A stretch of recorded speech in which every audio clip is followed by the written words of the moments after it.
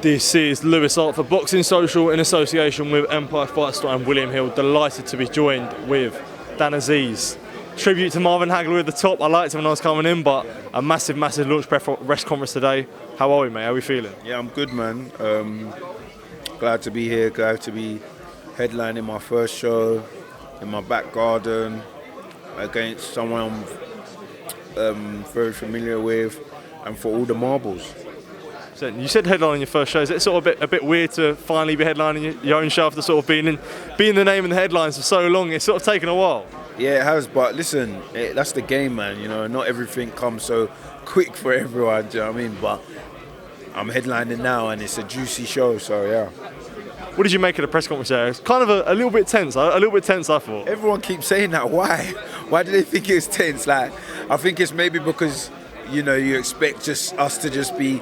But you know, like, I'm sure you have mates like that you argue with and have disagreements with and stuff, and it's no different between me and Josh. Do you know what I mean? We're good mates, but come October 21st, we've got to put that aside and, you know, bash each other's heads in. I was going to say it there. Your mates. So, is it weird? Like, how does it even feel? You're going to get this question so much, but you know, you're a friend to him, and even when he first signed for Boxer, he gave you a big up, called you a friend. Yeah. Is it weird? No, not really. We've been sparring for so long, and in sparring we're not, my friend. Do you know what I mean? We go at it sometimes, like, so. And this one's, you know, it's for, like I said, all the marbles. It's for an opportunity to fight for a world title. You know, we're getting paid. Like, we've been bashing each other's heads free of charge for how long, and now we're gonna get a reward for it. So why not? Is there something special about that, like where you've sparred each other so long, you shared so many rounds, you know each other so well, so you're going to get paid to do it, to sort of prove who's the best on the highest stage with the most pressure? Yeah, no, for sure. But remember, listen, sparring, man. It's different on fight night, so there's only so much you can take from it. So yeah. And with this fight, it's obviously a WBA eliminator, number one, number two. So the big thing on this fight is, you know, there's no dispute on who's the number one in division, who will deserve to face Dmitry Bivol next. And you know, you're all about the big nights and you're about fighting anyone. So it must be special that there's a clear number one after this. Yeah, no, for sure. Like you said, WBA has him as number one. I'm number two. You know, BoxRec has me higher than him. So after this, there's no dispute. There's no argument. Do you know what I mean? So.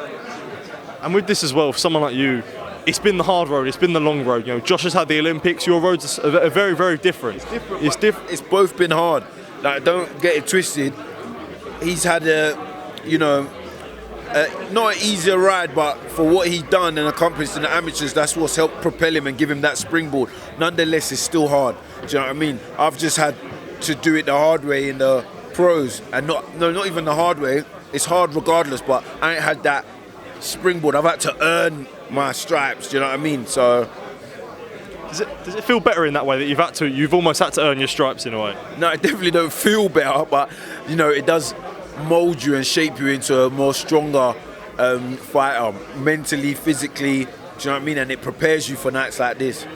And with, you know, you two who are friends and you're both from London, do you feel like this fight could inspire a lot of people in a way, especially from the London area? No, for sure, definitely. Listen, I've got loads of communities, like local community where there's young people, and you know, them seeing me is definitely an inspiration. Like, oh, Dan's just down the road. He's just like us. So it definitely inspires them to, like, you know what? If we see Dan can do it, we can definitely do it. I see so many kids here. I'm like to them, listen, when I was your age or when I was an amateur, I was 10 times, maybe even 100 times worse than you. And now I'm the British, Commonwealth and European champion. So imagine if you just stick to what you're doing, where the hell do you think you're going to be? And they're like, yeah, you know what, for real. So it's definitely, this fight's definitely a good way to inspire our communities respectively. And your story is always, you know, people always say about the southern area, English, British and this, and then it's touching distance for a world title. I know you will have, your full eyes will be on Joshua Buatsi, but is it nice to have the lure of the world title there, and potentially Dmitry Bivol waiting for you, and you might be next for him, even though there was talks previously with Bivol?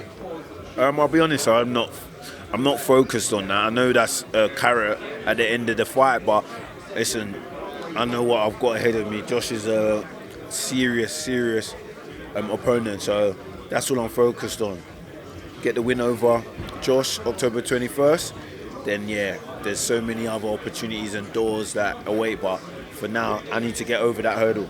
Dan Azeez, thank you for your time, man. I appreciate it, man. Thank you, man. Cheers. Thank you, man. Thank you, bro.